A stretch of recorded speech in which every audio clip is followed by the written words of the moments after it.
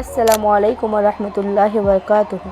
آج میں آپ لوگوں کے سامنے صحیح بخاری کی ایک حدیث پڑھ کر سناؤں گی۔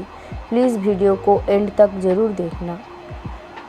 نبی کریم صلی اللہ علیہ وسلم نے فرمایا کہ میرے گھر کی چھت کھول دی گئی۔ اس وقت میں مکہ میں تھا۔ پھر جبرائیل علیہ السلام اترے اور انہوں نے میرا سینہ چاک کیا، پھر اسے زمزم کے پانی سے دھویا۔ پھر ایک سونے کا تھال لائے جو حکمت اور ایمان سے بھرا ہوا تھا، اس کو میرے سینے میں رکھ دیا، پھر سینے کو جوڑ دیا، پھر میرا ہاتھ پکڑا اور مجھے آسمان کی طرف لے کر چلے۔ جب میں پہلے آسمان پر پہنچا تو جبرائیل علیہ السلام نے آسمان کے دروازے سے کہا، کھولو۔ اس نے پوچھا، آپ کون ہیں؟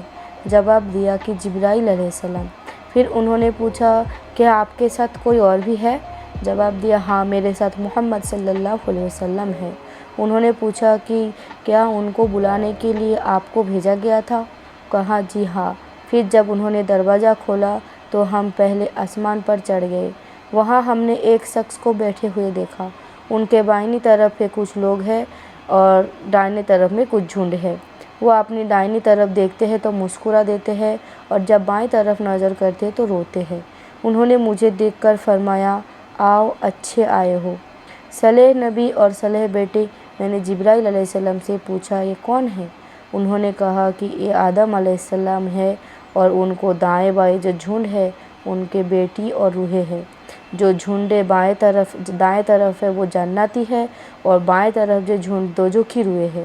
اس لیے جب وہ اپنے دائیں طرف دیکھتے ہیں تو خوشی سے مسکراتے ہیں اور جب بائیں طرف دیکھتے ہیں تو رنج سے روتے ہیں۔ پھر جبرائیل مجھے لے کر دوسرے آسمان تک پہنچے اور اس کے دروازے سے کہا کہ کھولو۔ اس آسمان کے دروازے نے بھی پہلے کی طرح پوچھا، پھر کھول دیا۔ ان سے نہ کہا کہ ابو ذر نے ذکر کیا کہ آپ صلی اللہ علیہ وسلم یعنی نبی کریم صلی اللہ علیہ وسلم نے آسمان پر آدم، ادریس، موسیٰ، عیسیٰ اور ابراہیم علیہ السلام کو موجود پایا، اور ابو ذر رضی اللہ تعالیٰ عنہ نے ہر ایک کا ٹھکانہ نہیں بیان کیا، البتہ اتنا بیان کیا کہ نبی کریم صلی اللہ علیہ وسلم نے آدم کو پہلے آسمان پر پایا اور ابراہیم علیہ السلام کو چھٹے آسمان پر۔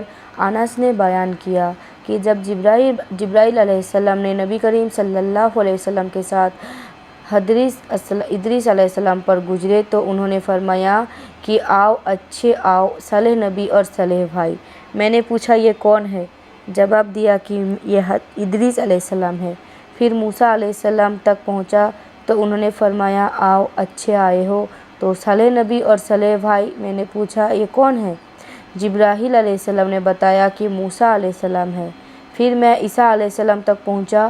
انہوں نے کہا، آؤ، اچھے آئے ہو، صالح نبی اور صالح بھائی۔ میں نے پوچھا، یہ کون ہے؟ جبرائیل علیہ السلام نے بتایا کہ یہ عیسیٰ علیہ السلام ہے۔ پھر میں ابراہیم علیہ السلام تک پہنچا۔ انہوں نے فرمایا، آؤ، اچھے آئے ہو، صالح نبی اور صالح بیٹے۔ میں نے پوچھا، یہ کون ہے؟ جبرائیل علیہ السلام نے فرمایا کہ یہ ابراہیم علیہ السلام ہے۔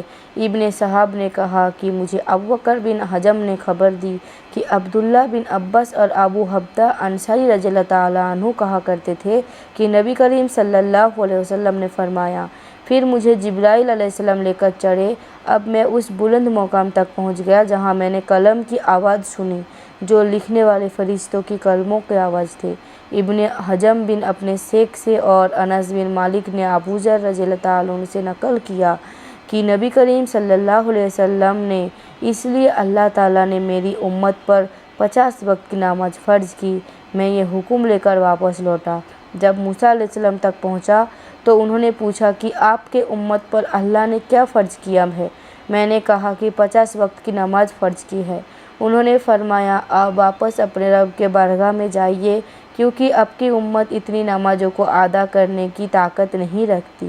میں واپس بارگاہ رب العزت میں گیا تو اللہ نے اس میں سے ایک حصہ کم کر دیا۔ پھر موسیٰ علیہ السلام کے پاس آیا اور کہا کہ ایک حصہ کم کر دیا گیا ہے۔ انہوں نے کہا کہ دوبارہ جائیے کیونکہ آپ کی امت میں اس کو برداشت کی طاقت نہیں ہے۔ پھر میں بارگاہ رب العزت میں حاضر ہوا، پھر ایک حصہ کم ہوا۔